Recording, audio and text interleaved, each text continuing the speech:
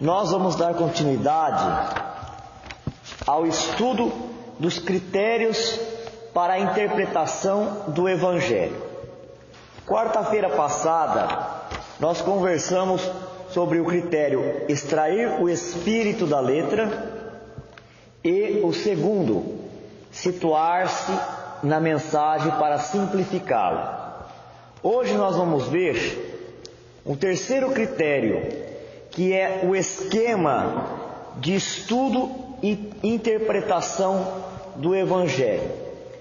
Todos nós, quando nós vamos estudar o Evangelho, seja uma parábola, seja um ensino de Jesus, nós temos que organizar um esquema simples, um esquema mental, para que a gente possa garimpar na certeza que os ensinamentos de Jesus são ensinamentos grandiosos, profundos, e que toda palavra que ele colocou, toda frase que ele articulou tem um propósito.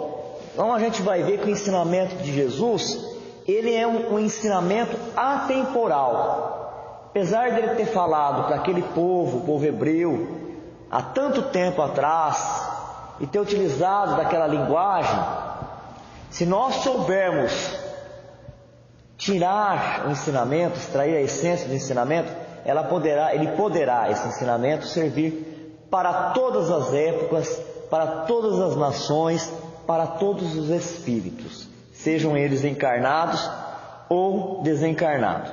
Então, algumas pessoas, ela pega a passagem de Jesus, ou a parábola, vocês estão percebendo que o tempo todo eu estou falando de passagem, pode ser passo de Jesus, ou a parábola, porque nós vamos ter essas duas situações na Boa Nova, no Novo Testamento, no Evangelho de Jesus.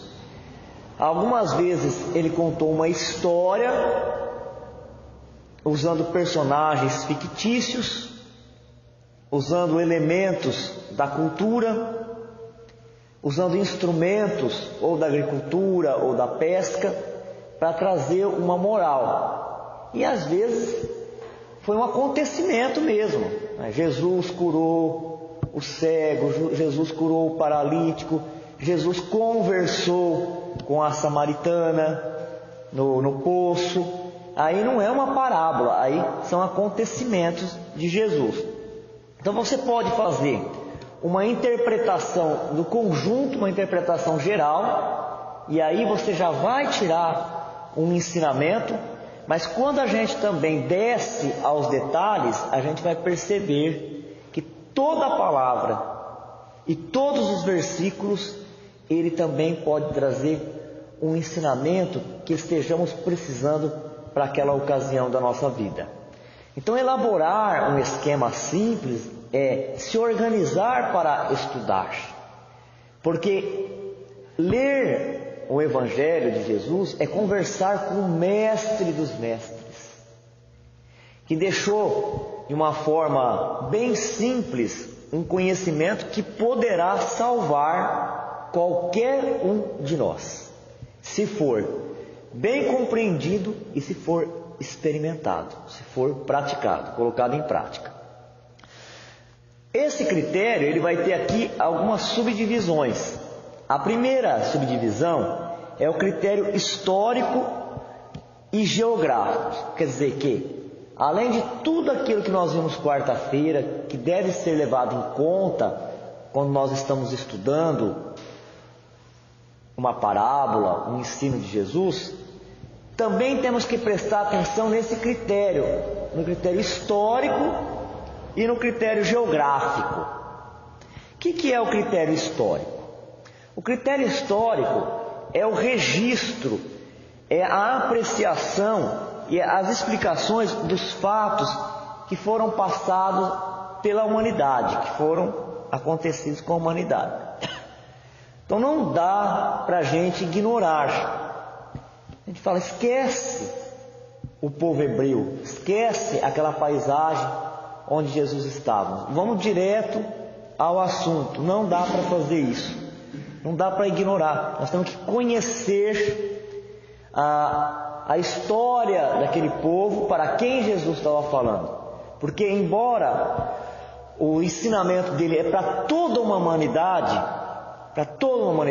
lembra que Jesus falou assim, que o céu e a terra não passaria enquanto não fosse cumprido toda a lei de Deus, e que ele estava revelando a lei de Deus?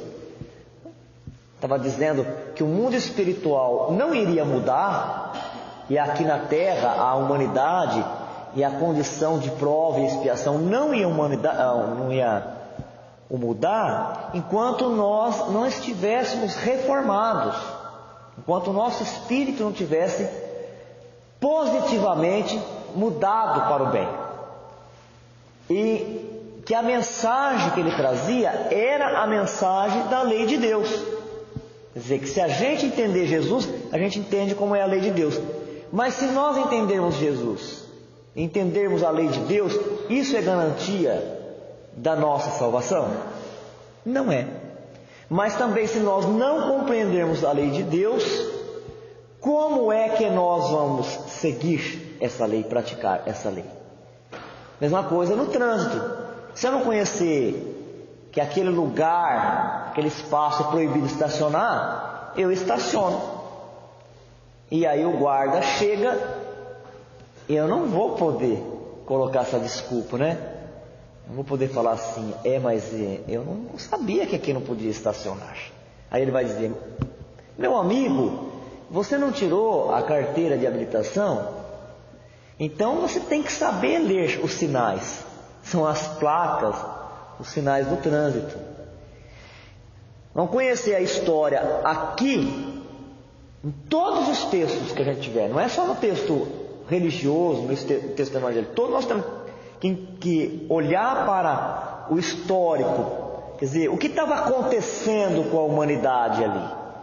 Que tipo de grupo de pessoas que estava vivendo? Quais eram as suas intenções? O que levava eles a fazer uma coisa ou outra? Todos os textos nós temos que fazer isso.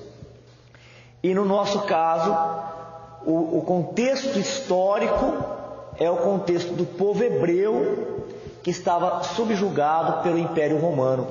E o Império Romano é um império que crescia avassaladoramente e que exigia para si a reverência para o mundo, enquanto Jesus veio para que a gente pudesse fazer reverência a Deus. É uma oposição do espírito imortal para o corpo transitório, da mente que a tudo sobrevive para um corpo de carne que sofre uma transformação.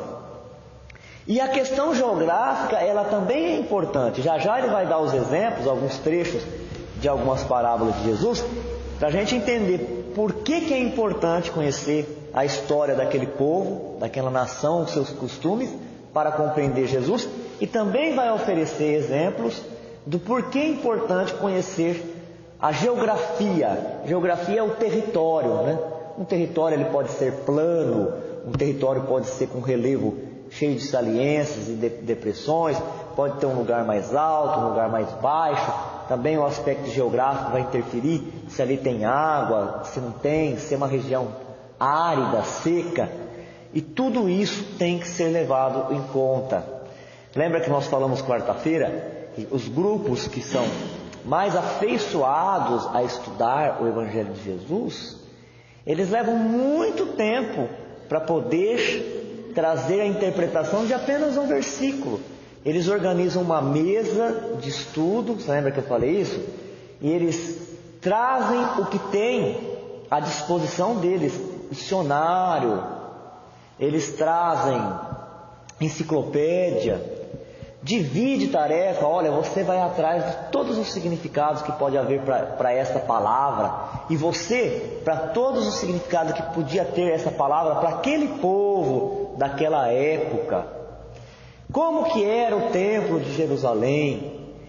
Em que cidade ele ficava? Era distante da outra cidade que é citada nessa passagem ou nessa parábola? Porque ficou muito bem claro na explicação da palestra do Frederico Guerra na segunda-feira, que a nossa fé não é uma fé como outras fés. Porque tem gente que fez da fé sinônimo de acreditar cegamente. E não é cegamente em Deus, porque as coisas que a gente ouve aqui na terra é da boca dos homens, né? A nossa fé tem de ser uma fé raciocinada. Então a gente fala, imagine, é a Bíblia. Como que eu vou estudar a Bíblia? Como que eu vou procurar todos esses critérios? Basta eu ler e falar amém, que assim seja e pronto, que vai acontecer. E aí eu estava lendo a contracapa do livro Parábolas de Jesus, do Carbaichutel, lá de Matão, e tinha justamente um trechinho de Tiago, e o capítulo eu esqueci, o capítulo e o versículo, mas Tiago fala assim: do que te adiantaria ter fé se não tiveres obras, né? O que adianta você falar que você acredita, mas se você não tiver obra? Mas o que adianta, agora fala eu, você ler o ensinamento de Jesus se você não compreender o que ele está falando, para você colocar aquilo em prática? Então, esse material ele vai nos ajudar, e depois, aí sim, virão as parábolas, né? Já no roteiro 6, a partir do roteiro 6, do módulo 2, né? Os ensinos diretos de Jesus, aí nós já vamos ver, começa com as bem-aventuranças. Mas antes disso, toda uma preparação para aguçar a nossa percepção, seria assim, nos ensinando como ver, como enxergar, como buscar através dos ensinos de Jesus. Então, o primeiro exemplo que ele traz é para a gente entender o contexto histórico. É a parábola do bom samaritano. Parábola belíssima. Um grande ensinamento, uma grande lição para nós que somos da religião. Para todos que são de religião. Se Jesus falasse no popular, ele ia falar: abra teus olhos, hein? Que ser da religião, ou estar na religião, estar na igreja, não é garantia da salvação. Aqui ele foi colocado só para a gente entender por que é importante conhecer o fator histórico. Essa passagem ela está em Lucas, capítulo 10, versículos de 30 até 34. E a parábola você já conhece. Eu vou falar aqui simplificadamente, vocês conhecem. Ela fala que tinha um homem descendo de Jerusalém para Jericó. Ao mesmo tempo, nessa passagem, ele vai falar da parte histórica e da parte geográfica. Porque olha só, estava em Jerusalém, descia de Jerusalém para Jericó. Na parte geográfica, já vamos falar um pouquinho dela. Jerusalém estava no alto do território mesmo. Pois a gente fala da parte espiritual. Jerusalém estava no alto, era onde estava o grande templo de Jerusalém. Então, um homem, ele estava descendo de Jerusalém para Jericó. No meio do caminho, ele foi assaltado, porque era um caminho muito movimentado, e as pessoas de má vida, os bandidos, eles aproveitavam esse trânsito para assaltar, principalmente quando eles pegavam uma presa desprevenida, ou alguém que estava solitário, sozinho, e não tivesse condições de reagir. Eles tinham pego este homem e eles tinham deixado ele semi-morto, quer dizer, desacordado, tinham roubado tudo, tinham espancado, dado uma pisa, uma surra, deixado ele cheio de ferimentos, largado no chão, sem roupa. Aí estava descendo um sacerdote, porque lá em Jerusalém tem muitos sacerdotes. O povo judeu, agora a parte histórica, o povo judeu era um povo que tinha uma religião cheia de rituais. O culto deles era cheio de rituais, e os sacerdotes tinham que cumprir esses rituais várias horas do dia. Então, se ele morasse longe, ele tinha que ir para o templo e voltar, para o templo e voltar. Estava descendo um sacerdote. Esse sacerdote olhou para a pessoa ferida e foi a largo, foi para o outro lado da rua e passou reto. Aí, pelo mesmo caminho, estava descendo um levita e viu que o homem estava doente. Ele também foi para o outro lado da rua e seguiu reto. E eis que, numa montaria, veio um samaritano. O samaritano viu que tinha alguém ali ferido. Tinha um homem ferido. Ele desceu da montaria, analisou a situação do homem, viu que a situação era grave. Na montaria ali tinha alguns itens de viagem que poderia servir para o primeiro socorro. Aí ele envolveu um pano com o vinho e limpou todo o ferimento dele e passou óleo, untou, pôs o homem na montaria, levou até uma hospedaria e falou para o dono da hospedaria: eu tenho que seguir viagem, mas eu vou deixar aqui pago toda a despesa que você vai ter com ele. Quero que ele fique hospedado aqui, que ele receba alimento, cuidados médicos, e eu vou voltar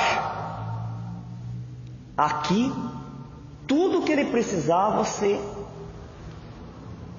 pode usar no tratamento dele, na atenção, no atendimento, porque eu pago o que ele gastar mais do que eu estou deixando. Se eu não entender o conceito histórico, depois a gente faz a interpretação espiritual, né? Se eu não conhecer o conceito histórico, eu vou analisar no conjunto e já é bom, já serve. Eu ia falar: o samaritano é bom, né? Porque ele desceu, ele parou o que ele estava fazendo, deixou de preocupar consigo mesmo e se preocupou com o outro. Olha que homem atencioso, que homem generoso, benevolente. Já serve, já é um ensinamento. Agora, conhecendo o contexto histórico ali é que sacerdote e levita são religiosos.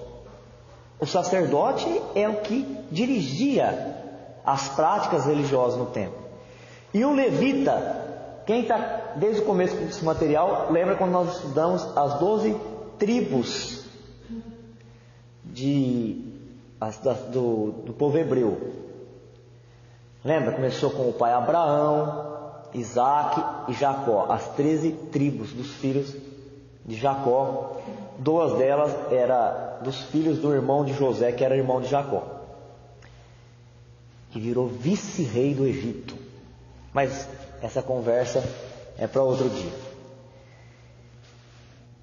Então, o contexto histórico: 2 homens que têm como profissão a religião não deram atendimento.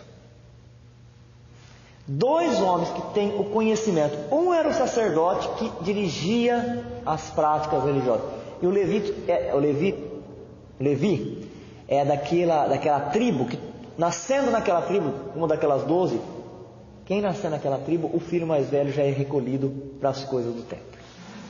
Ele tem obrigação com as coisas do templo.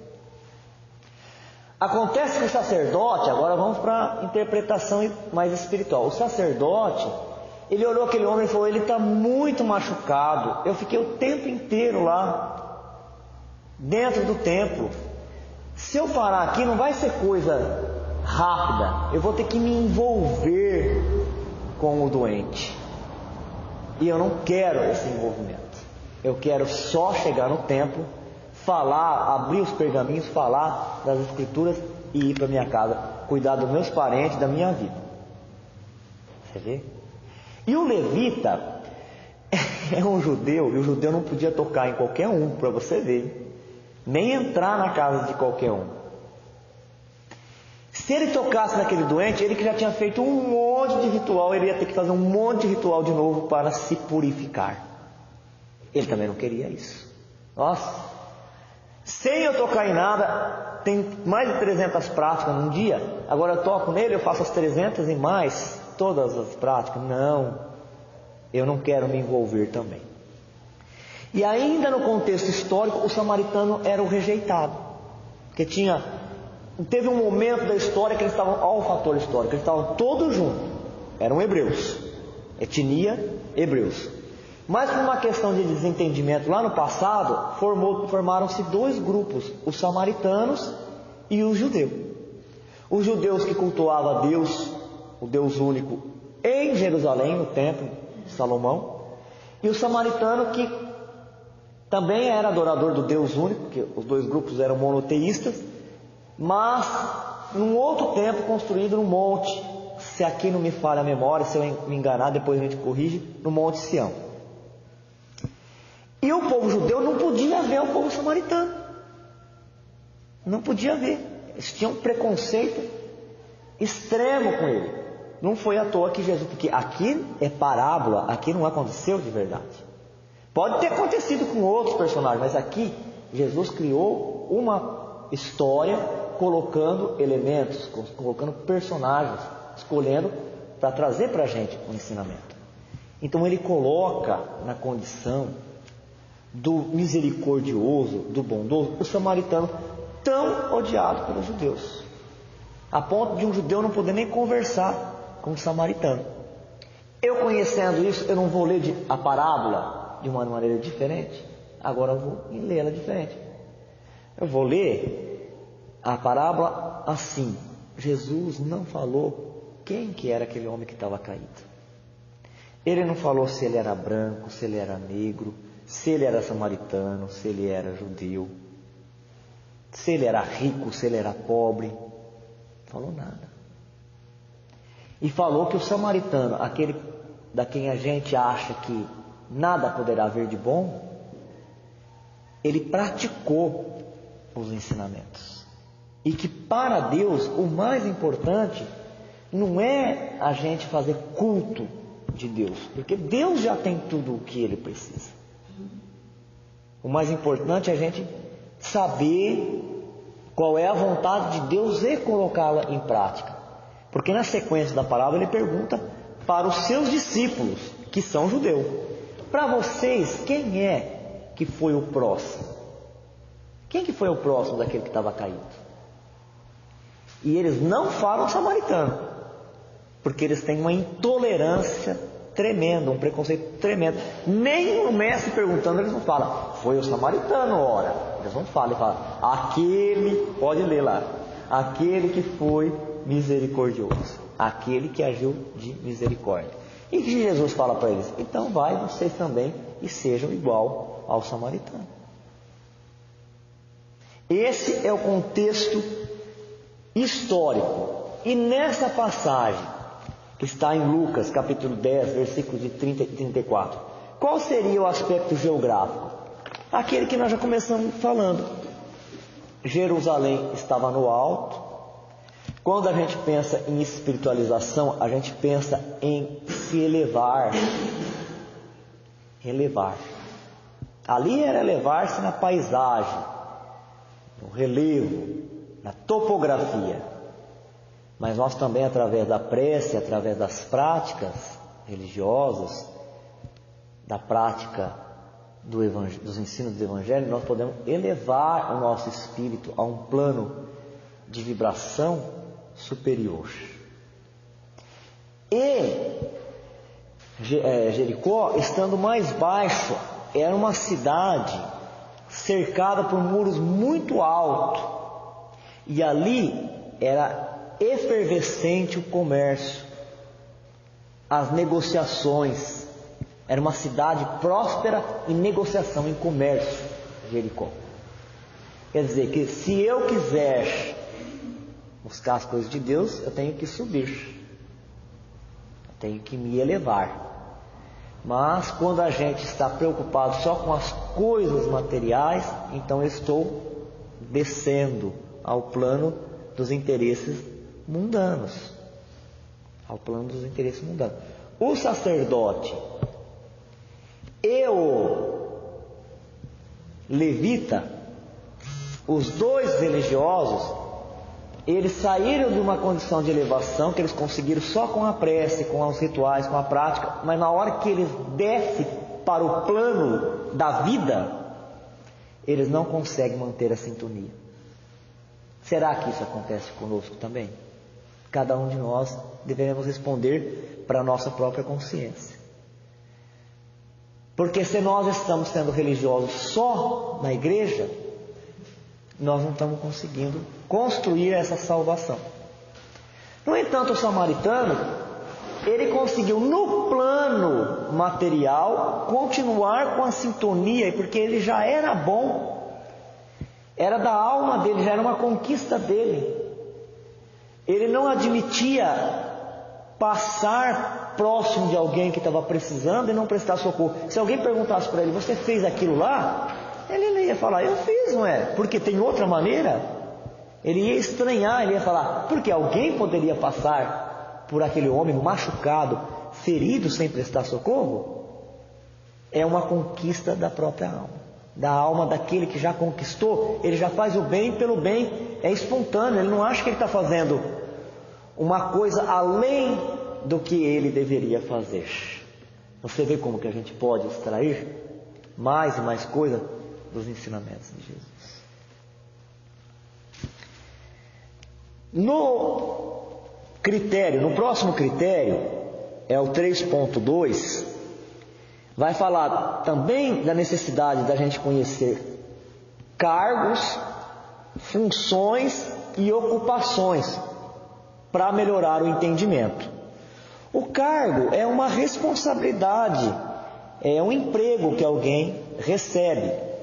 E a função é o fazer, né? É o fazer. As ocupações. Será que é importante conhecer os cargos daquela época de Jesus? Olha só qual versículo, de qual capítulo que eles selecionaram o exemplo. Do capítulo 8 e do versículo 8 também. Aqui só um versículo desse capítulo. Está em Mateus. E diz assim: E o centurião, respondendo, disse: Senhor, não sou digno de que entres debaixo do meu telhado, mas dize somente uma palavra e o meu criado sarará. Alguém aqui já falou isso daí? Já falou essa palavra? Já repetiu essa palavra? Algumas vezes nós já repetimos. Lembra? Não sou digno que entrem em minhas moradas, mas direis uma palavra e sereis salvo. É dessa passagem que está registrado no Evangelho de Mateus. Agora, que cargo que foi colocado aqui? Já que nós temos que conhecer o cargo, qual que era o contexto dele. Que cargo? Quer que eu leia de novo? E o centurião, respondendo, disse: Senhor, não sou digno de que entres debaixo do meu telhado, mas dize somente uma palavra e o meu criado sarará. O centurião. Que cargo que é esse? Tem gente que passa batido. Nós mesmos passamos batido. Centurião. É um soldado. Se a gente sabe que é soldado, tudo bem. Se não sabe, deixa eu ir no que é mais importante. A gente fala, né? Eu vou pelo sentido da frase, da palavra. Esse material já está ensinando a gente a detalhar. O centurião vem de 100. A cidade lá de Cafarnaum é uma cidade importante. Então o Império Romano tinha deslocado 100 soldados para cuidar da cidade. E o chefe dos 100 soldados é o centurião. Quem chefia, quem comanda os 100 soldados é o centurião. Portanto, este homem que veio falar com Jesus não era da religião. Ele não era judeu. Ele não conhecia aquilo que os judeus conheciam. Ele não conhecia aquilo que os discípulos de Jesus conheciam, porque a maioria dos discípulos de Jesus, pelo menos no primeiro momento, foram judeus convertidos a Cristo. Ele não conhecia o que os apóstolos conheciam. Nada. Podia até ouvir falar, porque eles conviviam juntos ali, né? Romano, com judeu, com grego. Mas ele não conhecia a fundo os fundamentos, vamos falar assim, né? Os fundamentos da religião. O povo hebreu estava esperando um Messias, um enviado por Deus que haveria de salvar, de trazer a salvação. Alguns judeus aceitaram que Jesus era o Messias, outros não compreenderam e não aceitaram que ele era e ele é. Mas o centurião, ele está fora desse contexto. Seria a mesma coisa aqui a gente chegar e nós tomarmos um passe e ficarmos bons. Nós sabemos o efeito positivo do passe. Agora pegar uma pessoa que nunca ouviu nunca ouviu sobre o passe. Nunca. Sobre os benefícios da oração, da prece. Aí ele chegar, bater ali na porta atrás de nós e falar assim: olha, eu ouvi falar que é bom, então eu quero que vocês me dêem um passe. E a gente dá um passe nele e ele se curar. O centurião não sabia de nada, mas ele tinha ouvido falar da fama de Jesus, porque antes de Jesus chegar nessa circunstância, a essa cidade, ele tinha curado um cego. Então, ele estava chegando ali e o centurião foi lá falar com Jesus. Este homem, ele era um general, vamos dizer assim, um soldado, mas olha o coração dele, que coração bom. O servo dele ficou doente. E pela parábola dá até para saber que o problema que ele teve. Ele teve uma paralisia, ficou paralisado. E este homem é um homem importante, o centurião. Naquela época já tinha alguns médicos. Os recursos da medicina não eram igual é de agora, mas já tinha médico. O próprio evangelista Lucas não era um médico? São Lucas era médico, tinha médico. E este homem que era o responsável por 100 soldados do Império Romano não tinha condição para contratar um médico. Então, com certeza ele já havia contratado esse médico, porque o fato dele sair lá da posição dele, ele está bem colocado, tem um status de comandante, e ele vir conversar com Jesus. Para nós Jesus é o rei, é tudo, mas para ele, Jesus, para aquele povo, Jesus era um carpinteiro, um nazareno, quer dizer, uma aldeia lá, muito também desconsiderada por aquele povo, filho de José, que era carpinteiro, e de Maria de Nazaré. Esse é o contexto histórico para eles. No entanto, ele veio em busca de Jesus, ele desceu do pedestal dele e veio em busca de Jesus. Hoje a gente falaria diferente, né? Ir buscar Jesus, imagina, não é descer do pedestal, é ter que subir muito. Mas eles não sabiam disso. É diferente. O contexto é diferente. E ele veio pedir ajuda para um empregado, gente. Para um empregado. Para um serviçal. Ele já tinha pago os médicos que tinha disponível naquela região. E o homem não tinha curado. Ele estava à beira da morte. E aí ele fala assim para Jesus, que ele veio em busca de Jesus para curar um servo dele que estava nessa situação. E Jesus falou: sim, eu vou lá na sua casa. E ele falou: não, na minha casa não. Eu não sou digno, pelo meu estilo de vida, eu não sou digno que entres embaixo do meu telhado. Eu não sou digno. E a gente quer, né? O Carbaixo te falei, a gente quer pegar Jesus, quer tirar pedaço dele, quer pôr dentro da gente. E o centurião falou: não, eu sei como que funcionam as coisas, eu também sou vestido de autoridade. Eu tenho aqui alguns homens, se eu falar para esses homens assim, ó, vocês andam tantas milhas, vocês sobem aquela árvore, vocês fazem isso, eles fazem. Então, se você falar uma palavra lá à distância, o meu servo será salvo. Olha esse homem, gente, ele não conhecia nada da religião, do judaísmo, e ele nem conhecia as propostas de Jesus, porque ele não tinha participado das reuniões, dos ensinos de Jesus. Mas ele sabia que Jesus estava investido de um poder incrível e que ele tinha anjos, ele comandava anjos. E se Jesus falasse para os anjos dele ir lá e curar, ele estava curado. Você vê, gente, como que vale muito a gente colocar um nome ali no caderno? A gente trazer aqui só na nossa mente a intenção de orar por alguém. Às vezes a gente pensa que precisa fazer alguma coisa a mais, né? Vamos fazer alguma coisa a mais. E a gente até faz, que é para materializar a fé de quem está pedindo. Mas esse homem tinha uma fé que Jesus falou: meu Deus do céu. Falou para os hebreus ali, falou que já há milênios os hebreus estavam treinando nas encarnações, encarnar, desencarnar, encarnar, desencarnar essa fé. Nunca vi uma fé igual a esta. Nunca vi uma fé igual a esta. Pois eu digo aqui para vocês, este homem vai se salvar, ele vai entrar lá no seio do pai Abraão, com Isaac e Jacó, e muitos hebreus não vão entrar.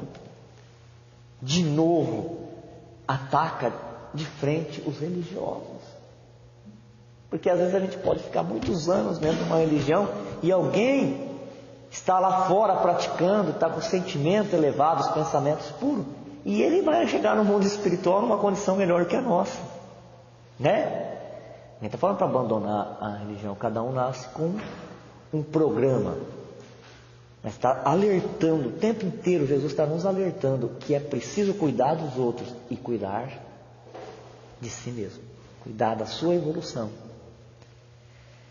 E o que aconteceu com o homem? Ele se curou. Jesus, à distância, curou este homem. Conhecendo o cargo, a função do centurião, a gente também compreendeu melhor essa passagem. O outro critério são circunstâncias e fatos. O sentido geral da passagem e o sentido específico. Mas eu creio que... Bom, vamos ver. Circunstância é uma situação ou estado de coisas em um dado tempo. E Jesus, chamando os seus discípulos, disse: tenho compaixão da multidão, porque já está comigo há 3 dias e não tenho o que comer, e não quero despedi-la em jejum, para que não desfaleça no caminho. E os seus discípulos disseram-lhe: donde nos viriam num deserto tantos pães para saciar tal multidão? E Jesus disse-lhes: quantos pães tendes? E eles disseram: 7 pães e uns peixinhos. 7 pães e alguns peixinhos, para uma multidão que estava ali com Jesus há 3 dias. Não arredavam pé, porque estavam embevecidos da palavra do ensinamento, não queriam sair. Homens com as suas mulheres, com as suas crianças, tudo ali cercando Jesus. Mas Jesus ficou preocupado, falou: gente, depois de 3 dias sem comer direitinho, esse povo vai caminhar pelo deserto. Deserto é sol escaldante, não consegue alimento fácil e não consegue água fácil. Poderão desmaiar até morrer no retorno para a casa deles. Então vamos juntar o que nós temos aqui e nós vamos dividir. E quando juntaram tudo, tinham 7 pães e alguns míseros peixinhos.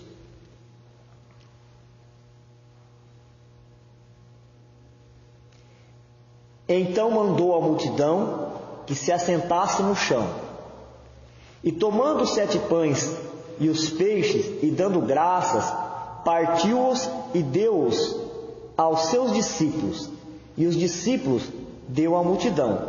E todos comeram e saciaram, e levantaram do que sobejou 7 cestos cheios de pedaços. Então tem várias circunstâncias que podem ser analisadas aqui. A primeira circunstância: Jesus tinha poder, gente? Tinha um grande poder, mas ele esbanjava o poder dele com qualquer coisa? Ele fazia demonstração do poder dele? Essa é a primeira circunstância. Isso é uma lição para os médiuns e para os paranormais. Tem médiuns e tem paranormais, que nós devemos usar, porque é dom de Deus. Tem que usar, tem gente que não quer usar, é problema também. Mas depende da circunstância. Depende da circunstância. Quando foi preciso materializar espírito para despertar a crença na alma, na sobrevivência da alma, na existência de um mundo incorpóreo, os espíritos fizeram. Era a circunstância. Agora precisa disso? Não precisa. Bem que a gente queria ver, mas não precisa. Então o médium que está alinhado a esse propósito, ele não faz. Mas nós queríamos ver. Se um dia alguém conseguir, pode nos chamar. Pedir pode, agora obter é outra coisa. A outra circunstância: qual foi o posicionamento dos discípulos? Qual foi o posicionamento dos discípulos? O que os discípulos viram na situação? Dificuldade. Os discípulos viram dificuldade, mas nós só temos 7 pães e alguns peixinhos. Jesus já viu outra coisa, ele se preocupou na maneira de solucionar o problema. Como é que eu vou deixar essa multidão que ficou aqui comigo o tempo inteiro, há 3 dias, ir embora? Eu preciso de arrumar uma solução.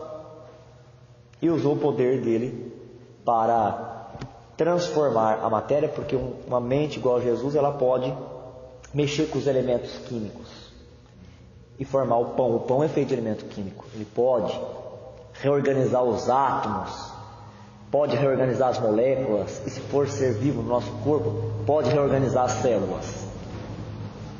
Os apóstolos, olha, os discípulos, não os apóstolos, os discípulos já acharam o problema, ficou olhando para o problema. Como é que a gente faz na nossa vida? A gente olha para os problemas ou a gente olha para como resolver, como buscar a solução para o problema? E finalizando, e entrando num dos barcos, que era o de Simão, pediu-lhe que o afastasse um pouco da terra. E assentando-se, ensinava do barco a multidão. E quando acabou de falar, disse a Simão: faze-te ao mar alto e lançai as vossas redes para pescar. E respondendo, Simão disse-lhe: mestre, havendo trabalhado toda a noite, nada apanhamos, mas por que mandas? Lançarei a rede. E fazendo assim, colheram uma grande quantidade de peixes e rompia-se as redes.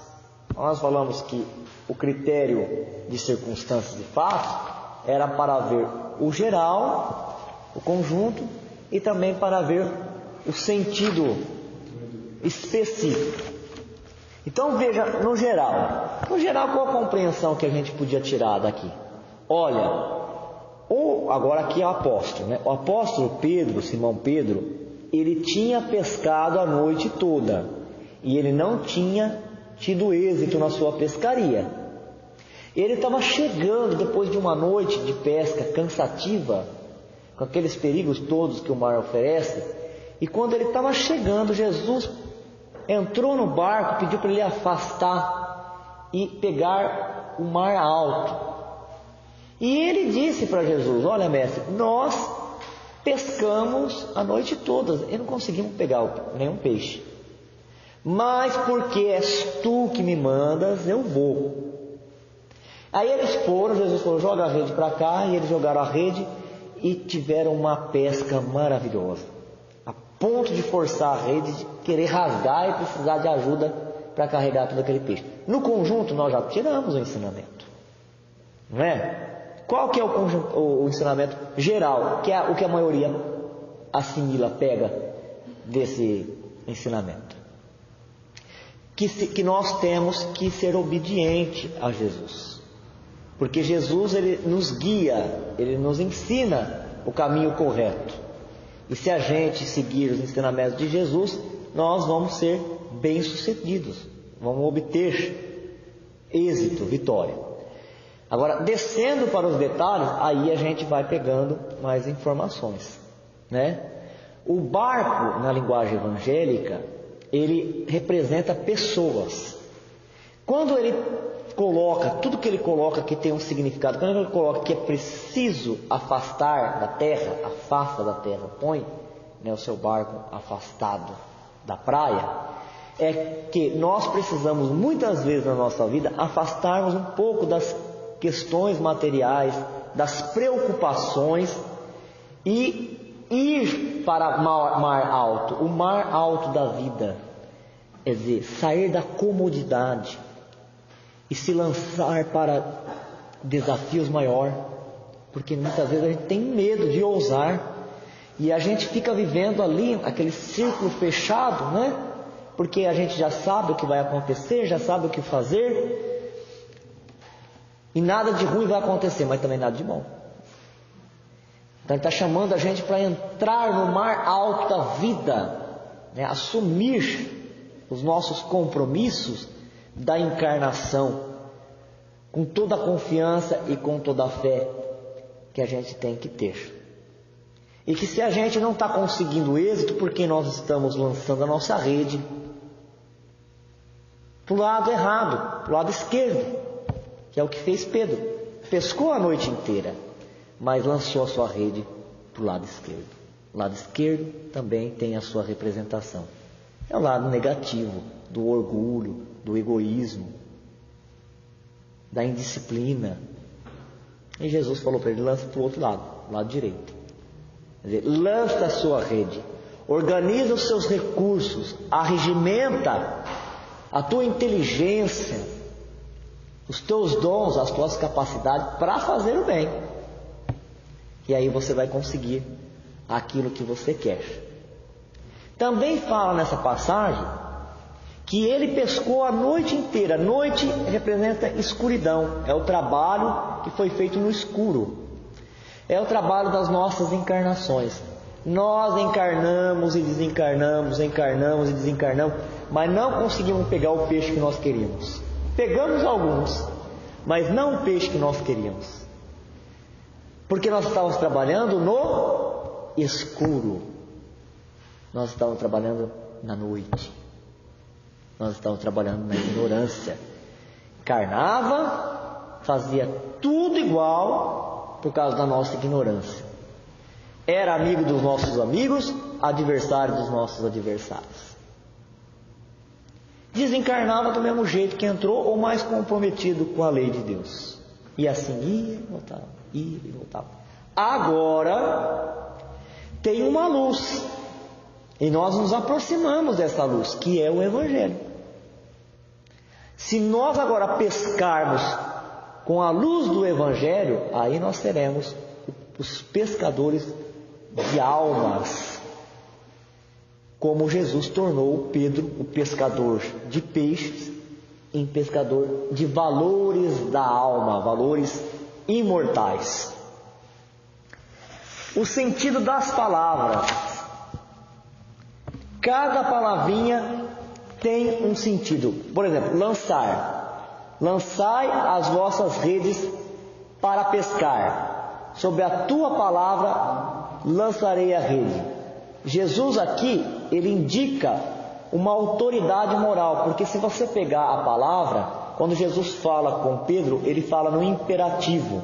Ele não fala assim: eu estou te ensinando, se você quiser lança a rede. Ele fala: lançai. Já Pedro, quando ele fala, a fala de Pedro está: lançarei. Jesus ordena, tem que fazer assim.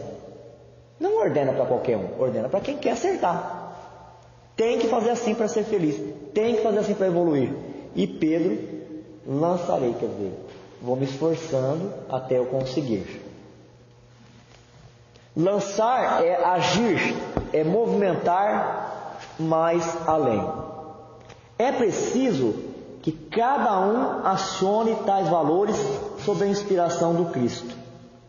Posição de local que contém todos os valores reunidos no trânsito pelos mares da vida.